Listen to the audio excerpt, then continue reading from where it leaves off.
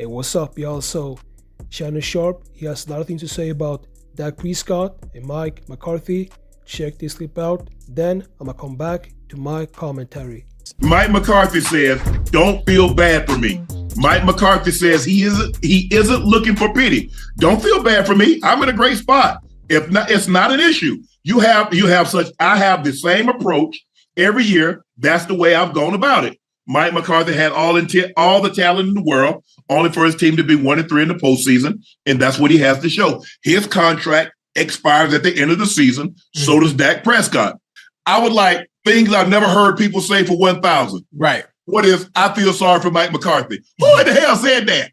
Nobody at all. But listen, for one, as fans, fans of Cowboys fans probably feel sorry for Mike McCarthy. No, they don't. Other, you don't think so? I think they wanted him gone.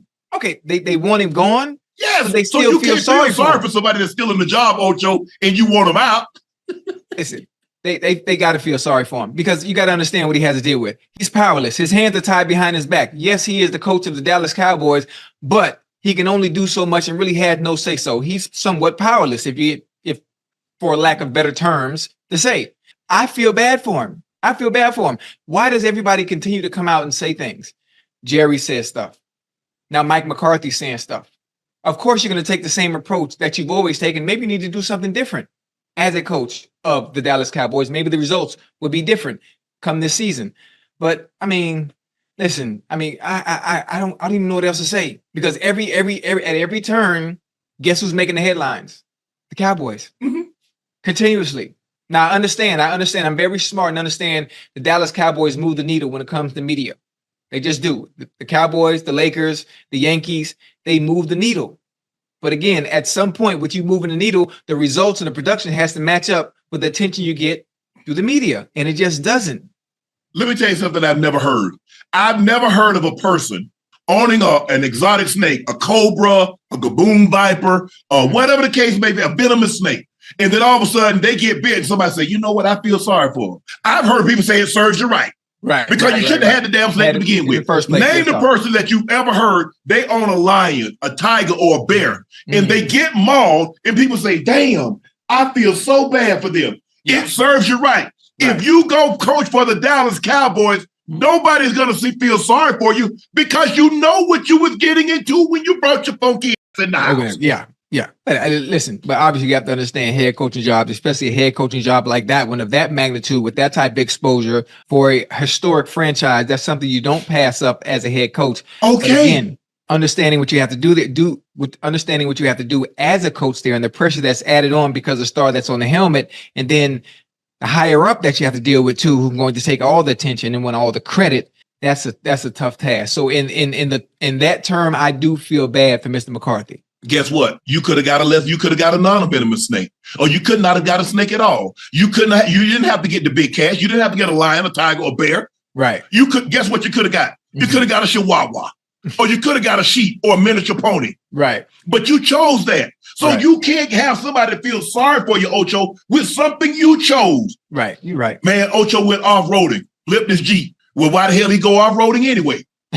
I don't feel sorry for a person that put themselves in that situation. Right. You can't put yourself in a situation and then ask people to feel sorry for the situation you put yourself in. Yeah, you're right. Know, okay, like you tell me all the time, you know who Jerry is. You know what Jerry gonna do. Right. And then you want me to feel sorry for a man to go take the job. No, you already know he's gonna emasculate you. Jerry's voice is gonna drown your voice out. Yeah. You gotta accept that. I don't know. He looking for pity, man. He looking for pity. That's what I'm saying. He's looking for pity. Ain't nobody feeling sorry for you. Like, man, y'all feel sorry for me. Man, I ain't got no contract extension. You know, y'all know how Jerry is. Ocho, it's like if you go to one of these countries, right? And one of these kings, they got 5 wives. If you the 6th wife, how's somebody gonna feel sorry for you? Yes, he got $3 trillion. But guess what? You chose to put yourself in that environment. So whatever comes along with it, you got to accept it. So whatever comes along with being the coach of the Dallas Cowboys, as long as Jerry Jones is the owner, you got to be willing to accept it. Right.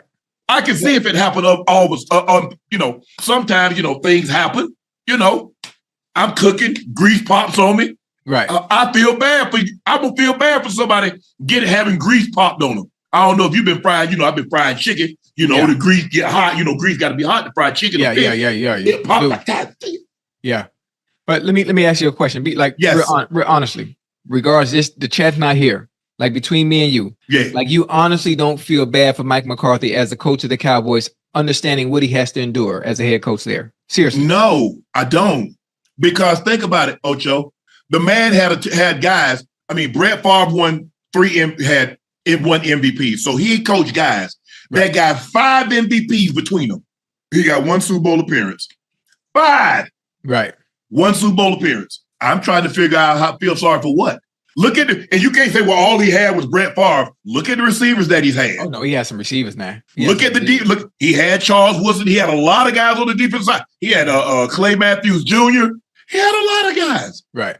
Every year we start the season, the Cowboys are the most talented team in the NFL from top to bottom. Only the Kansas City Chiefs have drafted more Pro Bowl players than the Dallas Cowboys. Right. Every single year they win 2 games. This is a different team. We've never seen a Cowboys team this complete. They can run the football. They can throw the football. They can rush the passer. They can stop the running game. Every single year. And every single year I get to sit back here. Told you. Damn, man. That sucks though. But we the boys. Every year they take me to the boys. We the boys.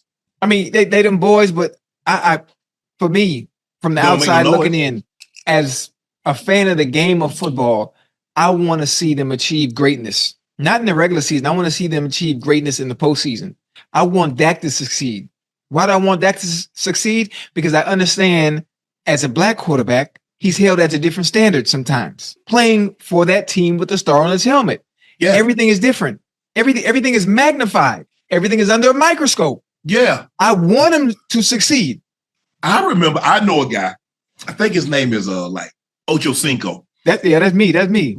Oh, that's you? Yeah, that's me. It says, you don't care what the field is like. You don't care what's going on. You that boy, I got a mofo job to do. So I don't care what goes on. I don't care what the coach say. I got to do my job. Okay, I told you that in context of how I approach the game. And if you watched me throughout the years, you understood that's exactly how I played. You say that's what other people should do. You said that's what they got them up.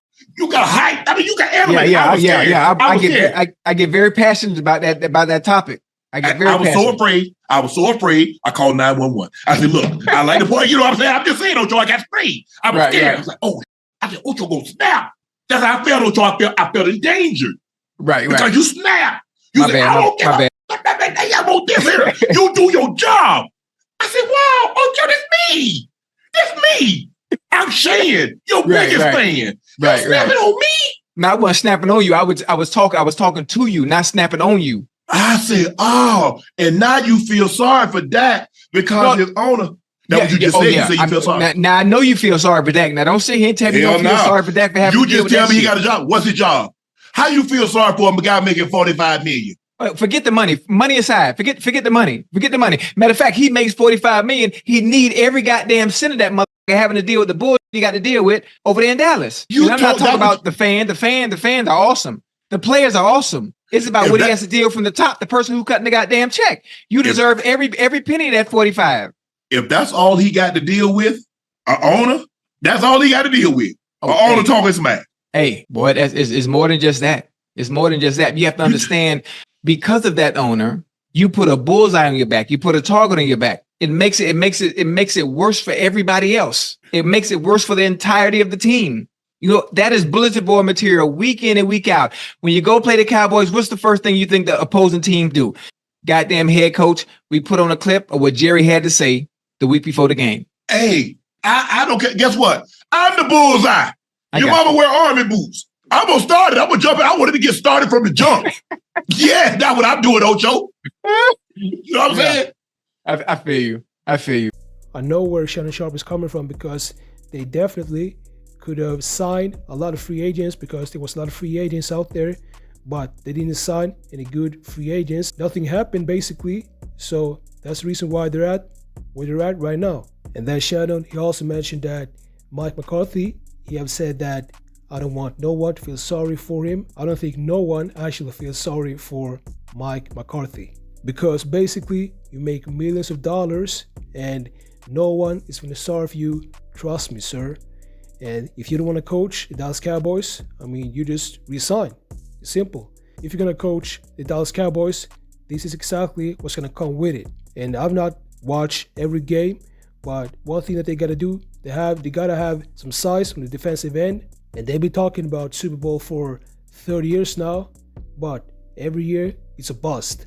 And they actually have the players to compete for the Super Bowl, but they always fall under pressure. At this point, Jerry Jones, you have to step up and you have to spend a lot of money. If not, I don't see anything good coming out of this.